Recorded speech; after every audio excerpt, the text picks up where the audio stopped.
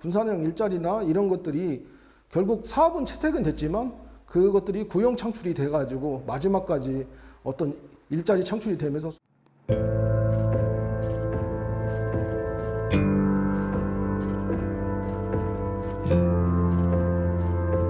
전라북도 상공회의소 협의회 명으로도 돼 있고요. 또 협의회라면은 전라북도 이제 4개 상공회의소가 다 소속돼 있죠. 또 소상공인 연합회도 있고요. 정말로 좀 두텁게 탄탄하게.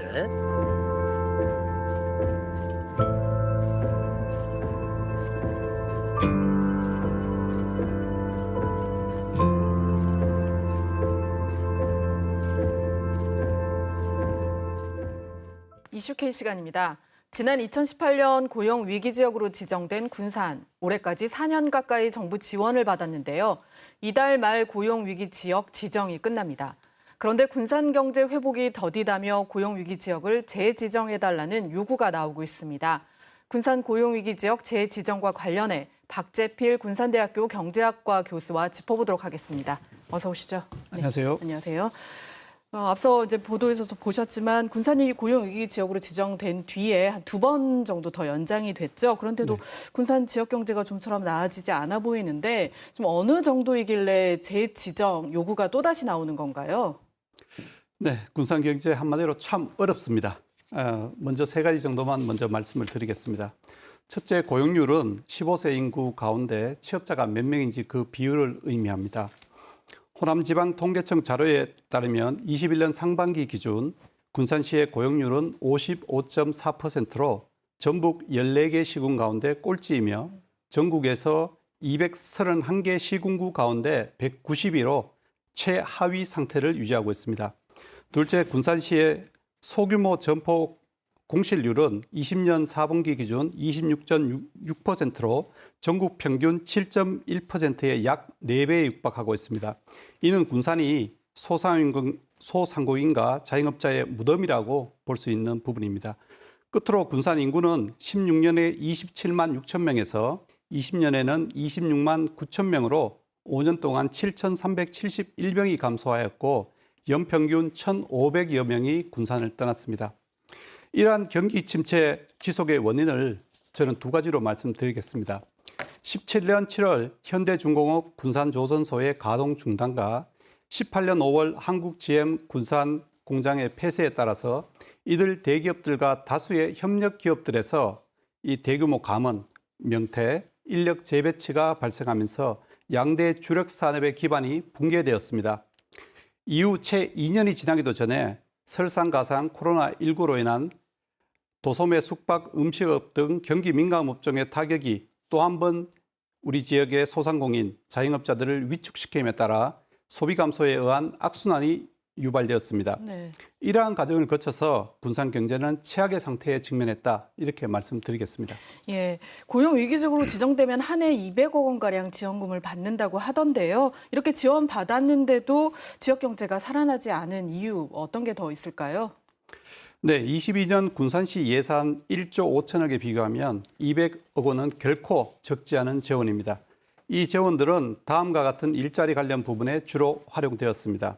첫째, 고용부의 고용위기 지원 사업은 모두 17개로 사업주 대상 10개, 그리고 근로자 대상 7개로 구성되어 고용부가 직접 수행하고 있습니다. 그리고 둘째, 군산시는 고용위기 종합지원센터를 통해 취창업 원스톱 서비스를 제공하고 있습니다. 군산 지역 퇴직자, 구직자, 소상공인, 기업체, 관련 가정의 심리 안정부터 재취업까지 지원하며 사업상 어려움을 겪는 중소기업의 기술 개발, 경영 컨설팅 등 체계적인 지원을 수행하고 있습니다. 종합지원센터의 그간 성과로는 취업자가 1,227명, 신재생에너지 및 특화산업 분야 직업훈련 8개 과정 175명, 창업교육 및 사업화 16명, 그리고 중소기업 수요 맞춤형 컨설팅 40개사 등이 있습니다. 그러나 여러분이 원하는 수준의 일자리 창출 등의 가시적 효과는 상당한 시간을 두고 발생할 것으로 예측됩니다. 예, 정부 입장에서는 이제 3번째 만약에 연장을 하게 되면 재연장일 텐데 이게 굉장히 부담스러울 수 있을 것 같은데 재연장 어떻게 보세요? 가능하실 거라 보세요? 네, 이번 주 9일에 고용부의 고용정책심의회에서 이제 결정이 됐는데 저는 재연장될 것으로 그렇게 예상하고 있습니다. 어떻게 이렇게 그렇게 보시는 뭐 좀 이유가 있으셔요? 네, 지금 뭐 사항이 제가 이 인터뷰를 준비하면서 다양한 자료를 본 결과 기존에 우리가 고용위기 대응 지역 7개 지역 가운데 뭐 군산이 그렇게 상태가 좋아지진 않았습니다. 그래서 저는 뭐 군산은 가능하다 이렇게 저는 판단하고 있습니다. 예. 그렇다면 이제 이번에 고용 위기 지역이 재연장이 된다고 하더라도 결국에는 실질적으로 지역 경제가 좀 살아나는 효과로 이어져야 할 텐데 어떤 방안들이 좀 있을까요?